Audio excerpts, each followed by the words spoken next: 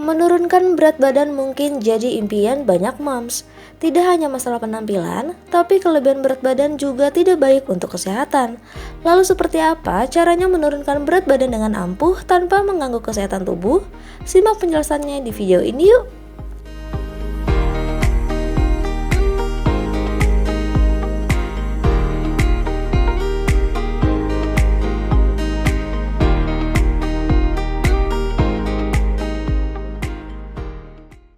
Untuk diet untuk sehat ya udah pasti diet dengan gizi seimbang ya, makanya sekarang pun ada term yang namanya PUGS, jadi pedoman umum gizi seimbang. Maksudnya seimbang tuh apa? Karbohidrat ada ya, lemak ada, protein ada, tapi jumlahnya nih, komposisinya ya, biasanya kalau seimbang protein itu sekitar 50-60% ya kan.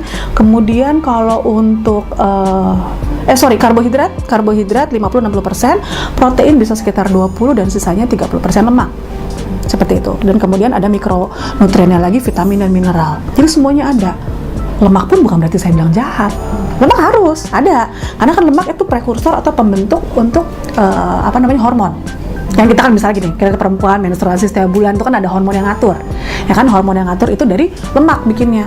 Kalau kita nggak makan lemak sama sekali juga nggak bisa. Nanti siklus bulanannya kacau.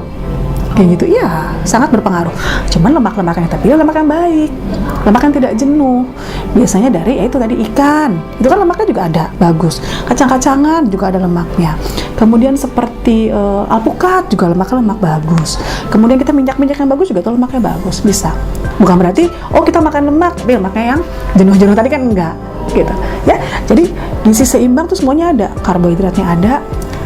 Terus tapi pentingnya kita mengatur porsinya juga dan jenisnya.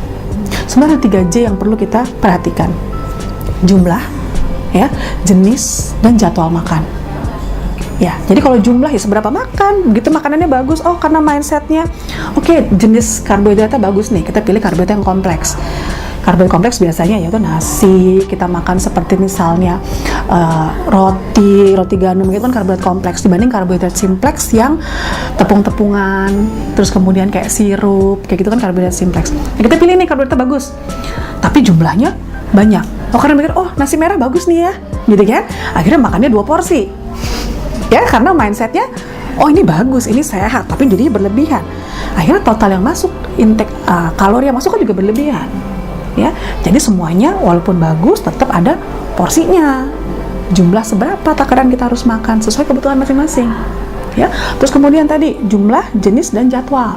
Nah, jadwal makan tadi, jadwal makan nih sama nih, pagi harus makan, siang harus makan, malam juga harus makan. Jadi nggak ada yang skip meals, nggak makan malam dengan artian mau diet tadi, karena mikirnya diet itu nggak makan. Jadi aku skip 1 kali makan, asupan berkurang. Tapi akhirnya mesin yang untuk membakar kan nggak dapat energi.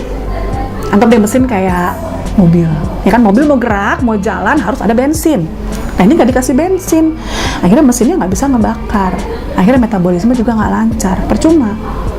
Jadi kalau saya tetap makan 3 kali sehari, pagi ada, siang ada, malam pun harus makan. Cuman jenis makanannya, bukan malam-malam tengah malam pesan martabak manis. Kan enggak, gitu kan? Itu kan tinggi kalori, ya, mostly di gula. Kita pilih, misalnya makan ada sayurnya, ada lauk pauknya, boleh. Tapi jumlahnya jangan berlebihan. Dan jurus masaknya juga penting. Jadi cara memasak, tadi bagus nih, kita makan tahu tempe kan sumber protein. Begitu kita goreng, akhirnya ada keekstra dari minyak, kalori dari minyak. Padahal kalau cuma tahu aja paling 100 gram tahu kalori nggak nyampe 100 kalori. Ya kan, tapi dengan kita goreng akhirnya yang tadi cuma 100 kalori jadi 250 kalori. Ya kan, jadi total kalori intake masuk berlebihan karena kita salah masak. Gitu, makanya biasanya ya lah sekali-kali mau digoreng, tapi kan nggak setiap hari gorengan kan.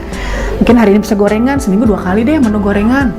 Menu yang lain ya ditumis, kemudian misalnya mau dibikin pepes gitu kan, kemudian diungkep bumbu kuning tapi nggak digoreng lagi, itu kan sebenarnya juga udah ada berasa kan.